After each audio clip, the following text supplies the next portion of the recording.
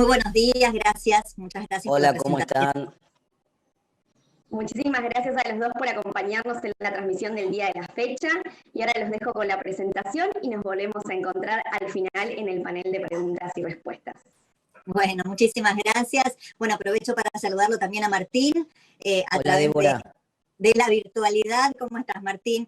Y bueno, un poco nos propusimos trazar un panorama que combine el panorama económico con los datos duros que tiene Martín para aportarnos, después aportar yo un poquito de la coyuntura política con el anclaje de los datos que nos va a dar Martín, y después una charla, una conversación, preguntas que le haré a Martín, que intuyo, muchas de ellas serán las que ustedes mismos querrán formularle, pero después a través del chat, como recién decían, vamos a recibir las preguntas de todos los que estén conectados para contestar todo aquello que vaya llegando. Así que Martín, si querés dar el puntapié inicial, ¿te parece? Bueno, gracias, Débora. Sí, primero agradecer a la gente de BASF, obviamente, y por supuesto vamos a hacer una presentación. Yo voy a hacer algunos punteos de algunos temas que quiero dejar claro como para disparar el debate. Después, por supuesto, estoy muy interesado en escuchar tus opiniones respecto del panorama político, que me parece que es más, la economía siempre es política, pero en este caso la política, yo siempre digo, son dos caras de una misma moneda. En este caso más que nunca parece ser el caso en el cual la economía está dominada por la política, así que tengo más ganas de escucharte a vos que de escucharme a mí mismo, Débora. Pero voy a hacer una pequeña introducción, creo que todos están mirando la presentación perfecto que tengo acá. Yo voy a hacer algunos puntos muy puntuales. Primero, hay una gran incertidumbre inicial, que es la incertidumbre madre en esta cuestión, chocolate por la noticia, diríamos cuando éramos chicos. Hubiéramos dicho que esencialmente tiene que ver con la pandemia, ¿no? Y cuando uno mira los datos de los principales países del mundo, hay algunos hechos estilizados muy claros. Y estos hechos estilizados muy claros son, primero que está esta famosa B corta, ¿no? ¿Se acuerdan que se habló mucho de qué forma iba a tener la recuperación de la economía? Y ya ven que todas las economías del mundo, sin excepción, se hundieron en el mes de entre marzo y abril. Se hundieron todas, no se salvó nadie.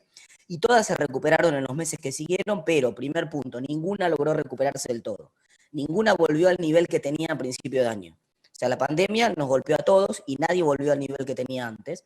Segundo, en la segunda ola no hay otra W, no hay una nueva caída de la economía tan significativa como la que hubo en la primera ola. Y esto es el diario del lunes para Argentina. Lo que estamos viendo en Europa con la segunda ola es que sí, hay más restricciones, sí hay limitaciones a la movilidad, sí, por supuesto, hay medidas de los gobiernos, pero hemos aprendido con el transcurso de la primera ola y nadie vuelve a la ola, al régimen de la ola anterior, de lo que se llamó el lockdown masivo, el cierre masivo. No hay una cuarentena estricta prácticamente en ningún país del mundo, por lo menos no en estos que estamos mirando acá, y entonces este es un dato muy importante. La economía ya no se va a volver a frenar como se frenó en el mes de marzo-abril, al menos con los datos que tenemos hasta ahora. Voy a pasar esto rápidamente. En Argentina me voy a concentrar también. En Argentina pasó el dato central, y acá voy a usar un indicador que me enseñó un economista colega, se llama Gabriel Selpo. En Argentina los datos siempre son difíciles de mirar, ¿no? Porque siempre hay dudas sobre cómo construimos los datos, si testeamos menos, testeamos más, pero hay un indicador que no falla, que es que nosotros antes de ir a hisoparnos o ir a averiguar a la guardia del hospital, primero le preguntamos al doctor Google, ¿no? Está mal, por supuesto, no hay que hacerlo en las casas, pero nosotros tenemos la costumbre de preguntar por los... Entonces, si nos duele la garganta o algo, che, este era un síntoma COVID. Si ustedes googlean síntomas COVID, en todo el mundo la búsqueda de síntomas COVID adelanta una semana lo que pasa con la curva. Esto se cumple para todos los países del mundo. Y para Argentina los hechos estilizados son: el máximo del pico ya pasó, obviamente, como todo el mundo sabe, y en la última semana se frenó un poco la caída, y este es el dato central. Hay alguna especulación sobre si empezaron a crecer los datos, pero no hay ningún dato que corrobore esto. Hasta ahora, aparentemente, simplemente se frenó la recuperación, pero estamos lejos todavía de una segunda ola. Segundo punto que quiero hacer, y acá me voy a detener algún minuto porque voy a analizar un poco precios de commodities y hacer algún punto sobre eso. La pandemia nos pegó a todos porque obviamente tuvimos que cerrar las economías y cayó la producción, cayó el consumo, etcétera, etcétera, etcétera, pero además a la región le pegó por partida doble porque nosotros ligamos el efecto colateral, la onda expansiva de lo que estaba pasando en el mundo, en el primer mundo, en los países centrales. Y entonces se cayeron mucho los flujos de capitales y eso le pegó mucho a Brasil, nos noqueó a Brasil. Número dos, subió el riesgo país, obviamente. Imagínense ustedes que los países están más endebles, ni les cuento si ustedes son exportadores de commodities energéticos que se vieron muy golpeados. Obviamente hay dudas sobre la capacidad de pago de la deuda mexicana, de la deuda ecuatoriana, de la deuda de Colombia, incluso de la deuda de Brasil. Subieron los riesgos países de toda la región. Además, todos los países reaccionaron de esa manera, devaluando, porque también cayeron los precios de los commodities, como dije recién, y ahora voy a mostrar rápidamente, de manera más significativa para los que son commodities energéticos. Pero eso implicó, estas tres cosas implicó que los países devaluaran las monedas y nosotros quedamos un poco descolocados, sobre todo respecto a nuestro principal socio comercial, que es Brasil. Voy a mirar un gráfico muy rápidamente al respecto. Fíjense este comportamiento asimétrico entre las commodities del agro y los commodities energéticos. Commodities del agro, lo que están viendo ustedes es que todavía no llegó a recuperarse. Es la misma B corta que vimos antes, ¿vieron? Es casi, esta B corta se ve en la mayoría de los gráficos. El comportamiento de fuerte caída en el mes de marzo-abril y de recuperación que siguió después, pero que no alcanza los niveles que tenía antes. Y en el crudo recién alcanza los $50 el barril, cuando estaba prácticamente a 65 antes de caer en la crisis, y estaba incluso a 80 en el año 2019. O sea que commodities energéticos siguen golpeados, se recuperan pero siguen golpeados. Ahora, los commodities del agro son una sorpresa. ¿Por qué son una sorpresa? Bueno, porque estamos alcanzando, están viendo ahí el gráfico armado por la gente de Puente de los últimos 5 años de evolución del precio de la soja, por ejemplo, y lo que ven ahí es que estamos recién alcanzando, o sea, logramos superar el máximo del año 2016. Hacía 5 años que no teníamos precios de la soja en el nivel en los que tenemos ahora. Pero guarda, porque este precio está reflejando, está adelantando la expectativa de que va a haber problemas con el clima en la región, particularmente en Argentina. Entonces, una de las dos cosas no van a ocurrir el año que viene. Es decir, si esos precios se sostienen, en esos niveles que están viendo ahí, $437 la tonelada de soja, si se sostienen en esos niveles, entonces la cosecha no va a ser tan buena. Precio por cantidad no va a dar tanto ingreso de dólares por el país. Y si la cosecha realmente es muy buena el año que viene, lo más probable es que los precios no se sostengan en ese nivel. Dicho eso, para advertir de que ese precio ya está anticipando un poco problemas en términos de la cosecha del año que viene, dicho eso, es importante mencionar que una parte del precio es fundamental, es un factor fundamental y no una anticipación de expectativas, y tiene esencialmente que ver con que el mercado de alguna manera está también tomando en cuenta la demanda de China. Ustedes saben, en China la fiebre africana porcina afectó buena parte del ganado porcino, millones de cabezas de ganado se perdieron, y ahora están recuperando fuertemente la cantidad de madres, y ese esfuerzo por recuperar la cantidad de madres los está haciendo demandar más materia prima, o sea, demandar más la materia prima de los alimentos balanceados que terminan utilizando. Por eso hay una parte del boom del precio de la soja que tiene asidero real, que se va a sostener incluso en el escenario de una buena cosecha del año que viene, pero no todo. Es decir, es difícil que veamos en un escenario de buena cosecha del año que viene ese precio tan sostenido como tenemos ahora. En otros commodities también se ve una reacción similar. O sea, lo que estamos viendo esencialmente es que tanto en el maíz, que es el primer gráfico que tenemos ahí, como en el trigo, que es el segundo gráfico que tenemos ahí, también precios que están en tope de los últimos 5 años, y en el caso del trigo en particular, bien por encima de los niveles de los últimos 5 años, y en este caso bien sostenido. Y acá no hay un efecto China en el caso del efecto del trigo.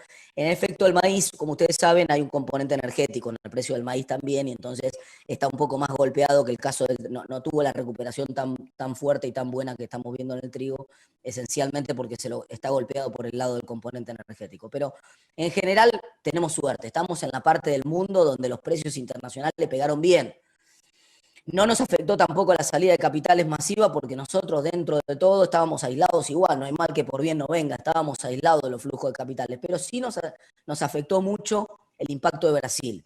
Fíjense ustedes el gráfico de la devaluación de todas las monedas de la región. En Brasil a principio de año un dólar valía 4 reales, llegó a valer 6 reales, y ahora que está recuperándose bastante, sobre todo desde que empezaron a volver los flujos de capitales a la región, en el último mes volvieron mucho los flujos de capitales, recién ahora está recuperándose el real, pero todavía no llegó a los 5 reales por dólar. Está a mitad de camino, para decirlo de alguna manera, entre el valor que tenía a principio de año y el peor momento que llegó a tener.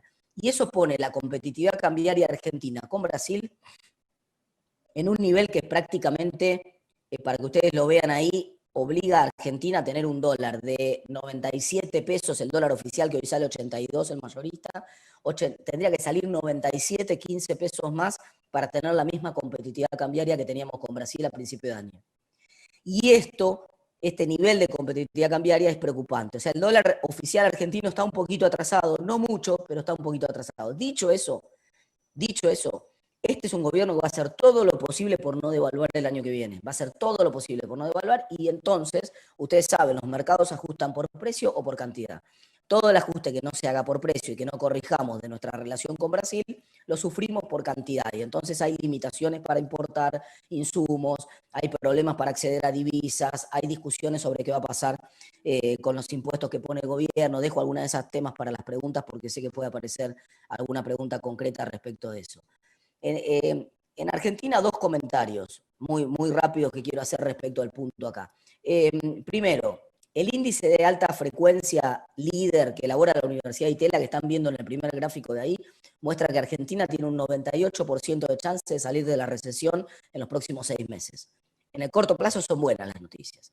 Pero en el largo plazo, cuando miran el stock de capital por trabajador de la Argentina, que la línea azul que estamos viendo ahí, Argentina tiene 20% menos de capital por trabajador de lo que tenía hace 10 años atrás. Dicho en otras palabras, no invertimos, y si no invertimos, la capacidad productiva de la economía es más difícil que crezca y está 20% abajo de lo que estábamos hace 10 años atrás. Somos más pobres potencialmente. Incluso saliendo de la crisis y recuperándonos, vamos a estar un 20% abajo del nivel de actividad que teníamos en el año 2011-2012 por trabajador. Últimos minutos de mi pequeña introducción los quiero dedicar al dólar. Obviamente ustedes saben que de ese lado, de ese billete que aparece ahí, del otro lado, del otro, si ustedes lo dan vuelta, en realidad el problema en Argentina no es el dólar, es el peso. Del otro lado están los pesos, y lo que está pasando, uno dice sube el dólar, en realidad no sube el dólar, en el mundo el dólar está más débil que nunca, bajó desde mayo para acá, desde que el gobierno de Estados Unidos empezó a emitir a mansalva, la gente dijo, no, mejor dame entonces bono del tesoro, o mejor dame entonces oro, pero no quiero más billetes, y el dólar se cayó 10% en el mundo. Se devalúa el dólar en todos lados. Lo que pasa es que nosotros nos caímos más. Como el peso se cayó más, digamos, visto desde el cuarto subsuelo, el segundo subsuelo donde está el dólar parece alto. Pero no es que el dólar haya subido. El problema es que el peso se derrumbó, se cayó a pedazos. Y esto es esencialmente lo que ocurrió. ¿Por qué ocurrió eso? Porque nos metimos en una cuarentena demasiado larga que no podíamos pagar. Y como esa cuarentena era demasiado larga, acumulamos un déficit fiscal en todo el año que nos obligó a emitir 2 billones de pesos, incluyendo lo que se va a emitir en diciembre. 2 billones de pesos, eso es una base monetaria entera. Y entonces a la economía le sobran pesos por todos lados. Y voy a cerrar con estos dos gráficos haciendo un comentario y después en todo caso escuchamos la introducción de Débora y después sigo avanzando en las preguntas. Claro, ¿dónde están esos 2 billones de pesos que emitió el gobierno? 2/3 partes los absorbió en LELIQs. Ustedes saben, las LELIQs son esos bonos que tiene el Banco Central que son una aspiradora, pero son una bomba también, ¿no? En algún momento esas LELIQs pagan intereses, generan emisión futura, es como poner la mugre abajo de la alfombra. En algún momento esa inflación reprimida que estamos poniendo abajo de la alfombra nos va a pasar factura si no se recupera la demanda de pesos hacia adelante. Y en el corto plazo, ¿qué pasó con el resto de los pesos que puso el gobierno circulando en la economía? Bueno, obvio, que rebalsan por todos lados. Entonces, pero al principio, miren el gráfico de abajo, en el cual me voy a concentrar ahora, al principio, la gente cuando estaba encerrada y no podía gastar, lo que hacía era guardar los pesos que sobraban en depósitos en plazo fijo.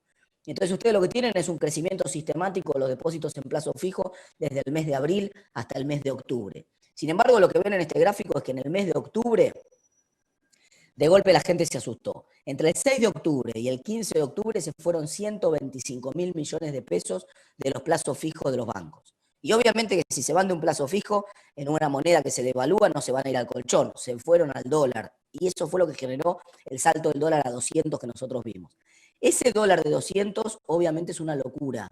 Es una locura, es un dólar de pánico, pero refleja la corrida en la demanda de dinero, la salida desde la demanda de dinero en plazos fijos hasta ir a buscar los dólares. Y eso, si bien se resolvió, el gobierno lo resolvió, hay una suerte de sonrisa, como ven ahí ustedes en el gráfico sobre el final, hay una recuperación de los plazos fijos en los últimos días. Eso es una luz de alerta. Hay que estar mirando todos los días lo que pasa con los plazos fijos, a ver si no hay otra nueva corrida con el dólar. Cierro con Débora. Sé que te estoy mintiendo porque te prometí que cerraba con 3 gráficos, pero este es verdad. Fíjense ustedes, este es el nivel de competitividad global, ya no contra Brasil, contra todos los países que tiene Argentina. Hoy está en un nivel de competitividad que está mejor de como estaba al finales del 2015, obviamente, mucho mejor. Mejor que como estaba salida del cepo en los primeros años de Macri, sí, bastante mejor, o sea, está bastante bien. Está en un nivel de competitividad el tipo de cambio real de Argentina similar al 2010-2011. No está nada mal el precio del dólar, está un poquito atrasado con Brasil, como les mostré recién. Pero mirando el tipo de cambio paralelo, el de 150, está carísimo Argentina. Expresado en dólares de 150, Argentina está carísimo. Si ustedes quieren compararlo, elijan lo que quieran. Una cena en cualquier restaurante de Buenos Aires sale mucho más barata medida al dólar de 150 que la misma cena en San Pablo, en Santiago o ni hablar en Montevideo. Un jean sale más barato en Argentina que en Brasil, esto no pasó nunca. Un celular, antes nos íbamos a Chile a comprar los celulares. Hoy sale más barato comprar un celular en Argentina que comprarlo en Chile, al dólar de 150 siempre. Y esto ocurre porque ese dólar de 150 es un dólar de pánico. Entonces, mi punto central es que si el gobierno logra estabilizar el año que viene el tipo de cambio, arregla con el Fondo Monetario, consigue un buen acuerdo con el Fondo Monetario, despeja incertidumbre política, entonces el tipo de cambio incluso está pasado ese de 150. Pero por algo vale 150. Y vale 150 porque hoy el mercado no está para nada seguro, ni de que el gobierno consiga un buen acuerdo con el fondo, ni de que el gobierno realmente resuelva la puja política que tiene y despeje la incertidumbre política hacia el año que viene.